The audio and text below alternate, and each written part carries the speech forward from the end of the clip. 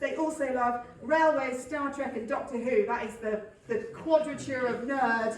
And they're about to walk on stage. Please, give it up with huge applause and whoops and cheers and everything that your space gecko selves can muster. It's Gora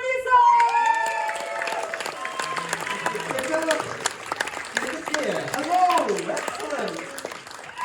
Right. Thing, if you don't know me, I scream and cheer a lot, so that's what that was. But anyway, my name's Warren, and I'd like to begin this set with a question. Has anyone here ever had to make a journey between King's Cross and or St Pancras and London Waterloo? Well, okay, there was someone over here. Someone raised their hand. Is that you? Hi. Do you mind if I have an interaction? Okay. Just curious. It'll be 30 seconds. What route did you take? Victoria, change at Oxford Circus for Bakerloo line to go down to Waterloo. Okay, so that's very interesting. You see, because King's Cross and Waterloo are two of the busiest stations in London, and yet, if you have a look at the tube map, okay, there is no direct connection between them. No matter what route you do, you're always going to have to change trains at least once. In fact, a TfL Wi-Fi pilot from 2018 discovered 18 unique routes that passengers use to get between these two stations. And that got me thinking, which is the best? You know, because there's got to be an optimal route, right? Okay, and the TfL report doesn't say. So one day, I decided to test them out, because I wanted to. Now, I should say I didn't do all 18 because I worked it out and it would have taken at least 2, maybe even 3 days to do that. And frankly, I don't have the time or energy. Okay, so I needed to find a way to whittle it down to a more reasonable number that I could maybe do in an afternoon. Okay, so the first thing I thought of was multiple changes. Because if you're doing this journey, you probably don't want to be getting on and off trains a lot. So if we remove all of those, that leaves us with these 12. But 12 is still a bit too many, so I then thought, what about similarities between routes? So for example, we have got, where is it? The one right in the middle there, where you go to London Bridge. Okay, if you're going from King's Cross first, say, so you go down to London Bridge, change to a Jubilee line over to Waterloo. However, if you just go to Bank and take a Waterloo and City line, well, that bypasses 2 of those stations. So that's obviously going to be quicker. So there's no point testing a route that you know is going to take longer. So I got rid of those, leaving us with 7 routes. Now, these 7, I could probably do those in an afternoon, but 2 of them go through Green Park, and Green Park is infamous for its long interchange corridors. And as we've established, I didn't have the energy to do that. Okay, so I got rid of those. That leaves us with these 5. Okay, let's get them up in a little bit more detail. Okay, yes, I did name them. Of course I did. It's going to make the analysis later easier. Okay, because yes, there is going to be an analysis. Of course there is. Okay, but before we do that analysis, we should establish what criteria we're going to use to analyse, okay, to judge them. So I have gone with journey quality, okay, self-explanatory, how nice was the journey, the amount of walking you have to do, the comprehensibility. Now I don't know if I've just made that word up or if it really exists. It didn't have a red squiggle, so it shouldn't be real. Okay, but basically that's how easy is it to understand this route?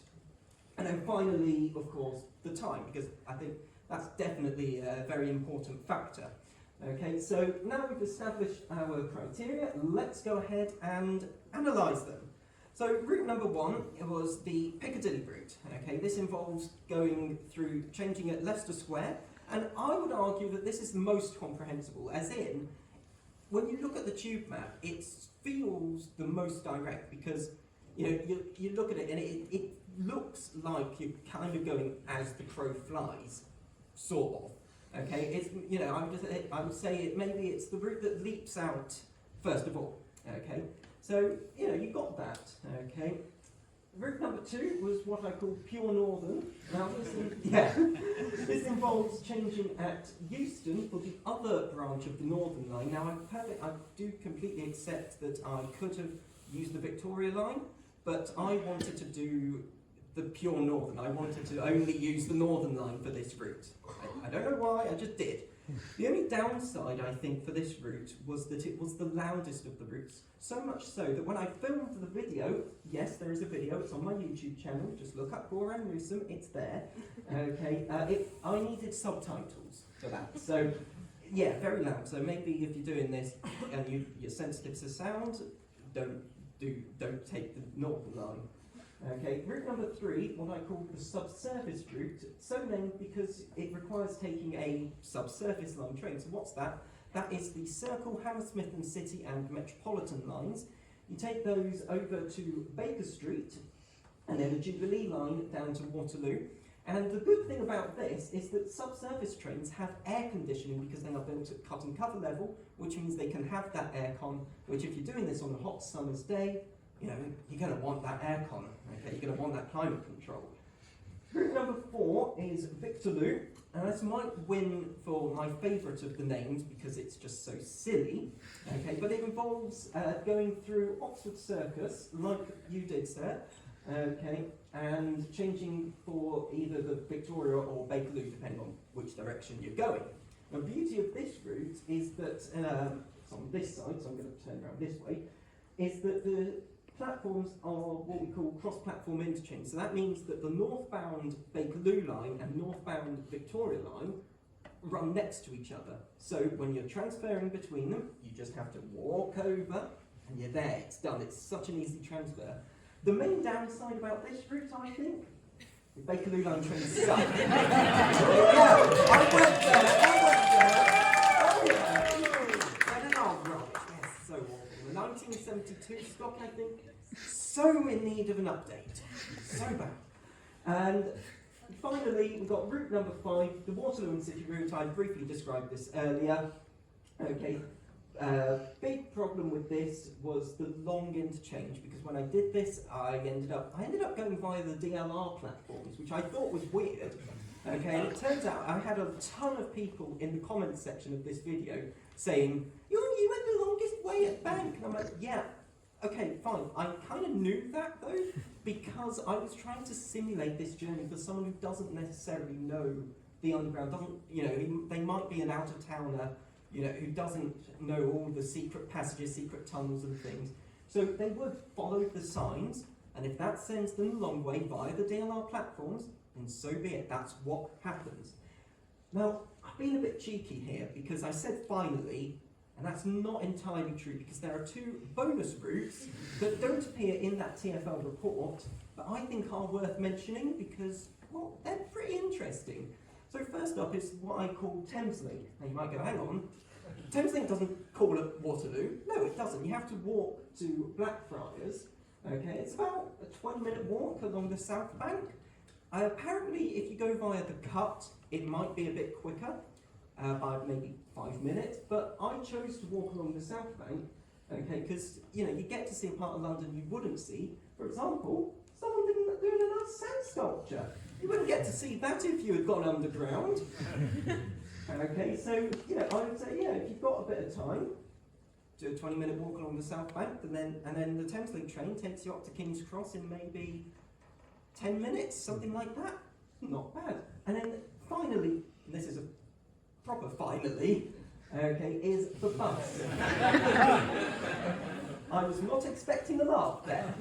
The bus, I think, is an unsung hero of London transport, okay, because certainly for someone who is out of town, okay, they might not, when they think of London transport, they may not think of buses, okay, but the bus takes about the same amount of time, I found, okay, spoiler, and the 91 goes direct from King's Cross to Strand, and then it's just a short walk or another bus over Waterloo Bridge, okay, and again, you get to see a lot of London that you wouldn't necessarily see, or, well, you wouldn't see at all, if you'd gone on the underground.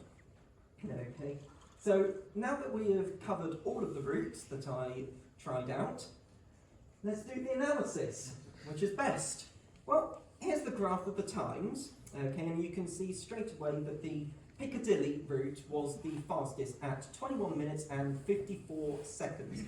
Thameslink, on the other hand, was very much the longest by a long way at 36 minutes 23 seconds, but I attribute that to the 20-minute walk along the South Bank, might have been 15 if I'd gone via the cut, and also I was waiting about 5 or 6 minutes at Thameslink, at Blackfriars. Okay, but I don't think that time is the best way to measure this. Okay, the reason I did this was to test out each individual route and see which worked best, for me at least. So if I had to say which I thought was best, I would say it's the Waterloo. It was the second fastest at 22 minutes 47 seconds, but again we can attribute that, certainly the last three on there, Pure Northern, Waterloo and Piccadilly routes. Okay, I think they would have similar enough times that it's just luck of the draw which is quicker on the actual day. Okay, but you've got that cross-platform interchange, you've got that easy transfer between the two lines, okay, which I think is just fantastic. But finally, I want to give another shout out to the bus because, again, like I said, it has a similar time at 24 minutes 40 seconds and only costs £1.75, okay, whereas a Zone 1 tube fare is £2.70. So you're saving about £1.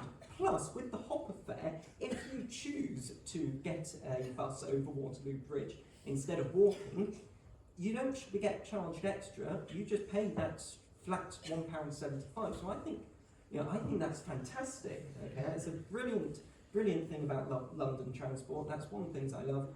And so I hope that this set has been an education for you. I hope if any of you have to make this journey, you now have a better idea of which route to take. Okay, and I think, I can't see where Helen is, but I think that's pretty much the end. There she is. I'm done. So, thank you.